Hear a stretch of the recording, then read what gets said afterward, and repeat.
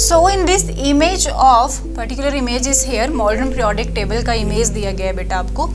You need to see it carefully and this is very very important emphasis we need to give here on the position of hydrogen. So you guys will be aware about, as I told you already, hydrogen is a non-metal but is placed along with group 1 with the alkali metals. alkali metal के साथ इसको रखा गया है. क्यों?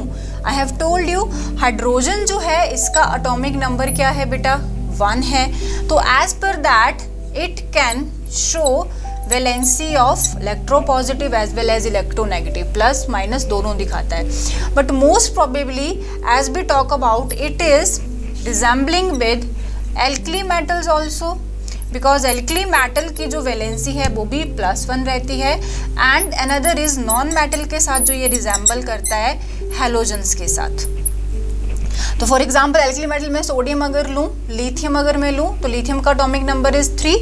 तो 3 के case पे लिथियम में क्या आता है बेटा? 2 and 1. वैलेंस शेल में Kl में अगर फिल करूँ 2 and 1 तो वैलेंसी क्या हुई? +1. It can lose 1 electron to be resembling to be like helium. Fine. And sodium की बात करें 2 8 1 तो it is required to be like neon. Neon का एटॉमिक नंबर 10 होता है, वही नेक्स्ट नोबेल गैस है सोडियम से. तो 2 8 तो इसका वैलेंसी कितना हो गया? +1. तो same is here with alkali +1 show करेगा. एंड -1 की बात करें it is having, it required 1 electron to be sufficient. Hydrogen का वैलेंसी 1 है. It required to be like helium जिसका valency Z is equal to 2 है. फाइन. तो Z इज इक्वल टू 2 बनने के लिए आइदर इट कैन गेन ना, but it is not doing so. It is resembling with alkali because it is always we can see H positive की form में हमें hydrogen मिलेगा most of the time. तो जो ज़्यादा प्रॉपर्टी ये show कर रहा है उसके ऊपर एम्फेसिस दिया जाएगा. Although it is like halogen -1 valency भी शो कर सकता है, but no it is not doing so. ये किस में जाता है? इलेक्ट्रोपॉजिटिव करेक्टर और कोवैलेंसी शो करता है. That's why it is placed with alkali metal. And very important thing to understand here, जब ये हमारे पास प्लेस करा गया है एल्कली के साथ तो यू कैन सी हाइड्रोजन ऐसे है, आफ्टरवर्ड एक गैप है बीच में, फिर बाकी का अपना पीरियोडिक टेबल है. This is rough form. तो ये जो अपने पास एल्कलीज के ऊपर इसको रखा गया है, ठीक है, तो एल्कलीज के ऊपर में गैप दे रखा है इसके साथ. ठीक है. यहाँ पे अगर मैं बात करूँ लिथियम है, सोडियम है, पोटेशियम है, सोडियम है पहले, देन पोटेशियम है. तो इनके साथ में एक गैप है. इस गैप का क्या मतलब है? ये मेटल्स नहीं है. ये क्या नहीं है?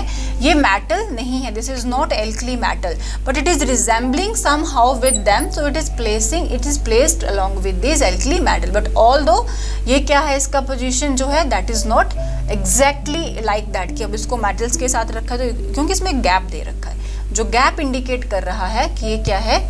मेटल नहीं है. It is just like metal. So it is placed over here. Although this is what?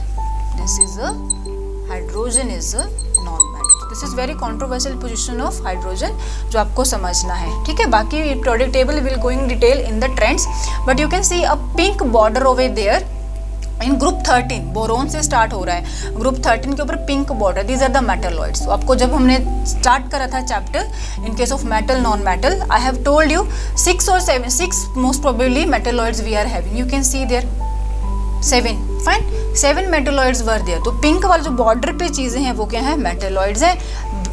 Beyond that non metals and this side is the metal. Fine.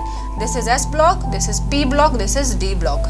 And among D block F block is placing downward this because यहाँ पे जो filling होता है F shell का शुरू हो जाता है. That you guys aware about the thing कि F में कैसे फिलिंग होगा in your high classes. Not now, just now you need to see but just layout of the periodic table and trends how the properties of elements are varying in the periodic table.